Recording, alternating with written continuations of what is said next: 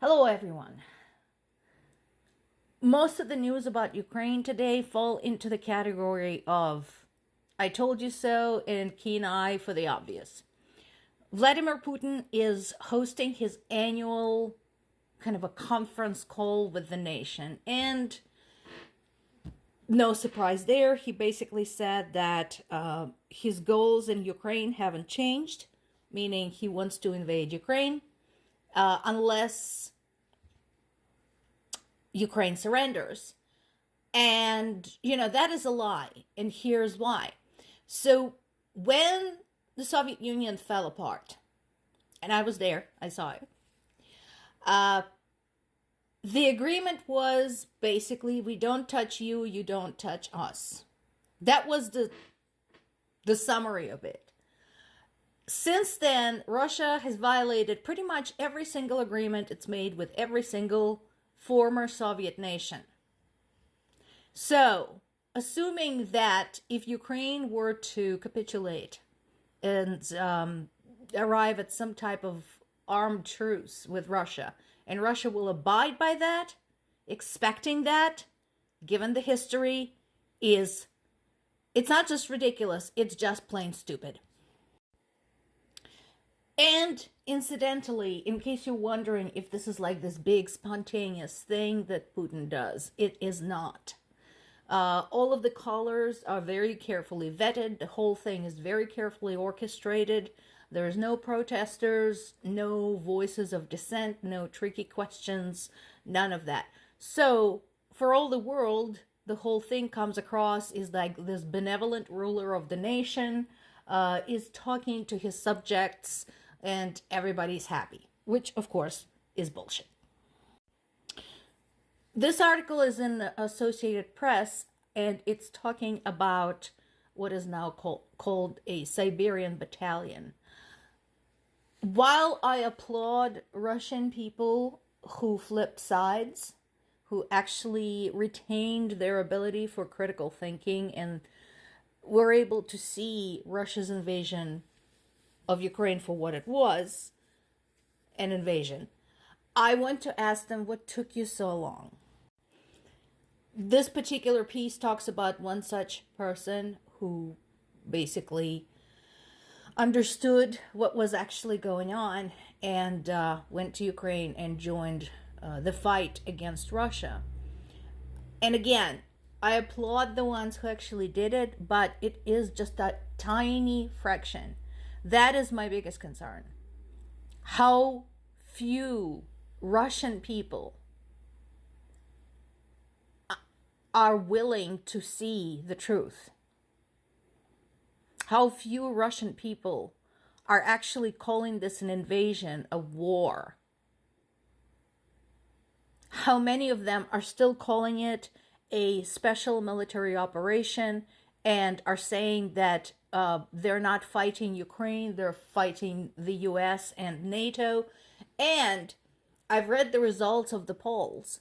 Vast majority of them believe that everybody but Russia had started it. Ukraine started it. Israel started it. US started it. EU started it. NATO started it.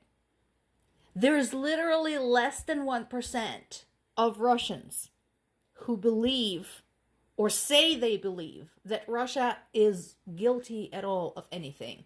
They're all saying, oh, it's just self-defense. And of course, again, that is not true. So, while I wholeheartedly support the brave Russians who flipped sides, good on them, the fact that there's so few of them, that their defection is actually newsworthy, is truly a cause for dismay, because Russia is a big country. There are tens of millions of people living there. How can they be so blind? This piece is on CNN, and this is from the keen eye for the obvious category. So they're talking about the drone footage that exposes the level of damage to the land. And this is where I want to bring up one of the points from the definition of genocide.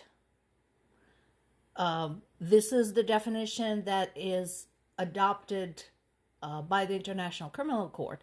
And one of those points says rendering the land where a group of people lives uninhabitable is an act of genocide. Well, this is exactly what we're looking at here. What did you expect? There are entire minefields. There are areas devastated by the explosion at the dam of Novokakhovka that were basically flooded. There are entire areas where Russians built their reinforcements, these insane military obstacle fields. What did you expect?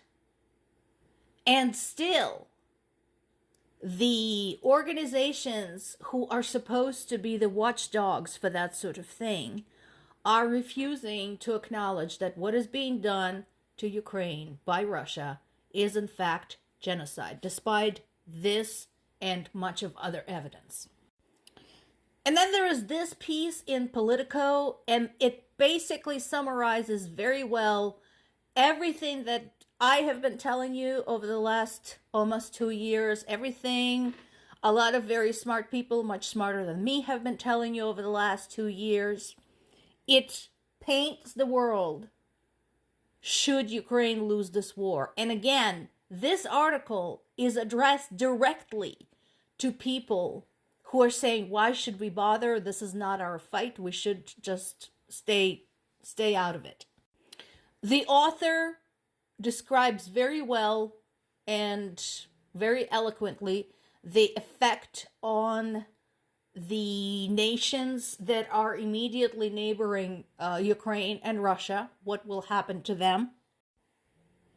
He describes what I just mentioned, that the fact that Russia will not stop and will continue pushing on and on and on, the resulting healthcare crisis, the resulting refugee crisis, and the fact that, as I mentioned many times before, anyone who thinks that if we don't give money to Ukraine, it's going to come to us.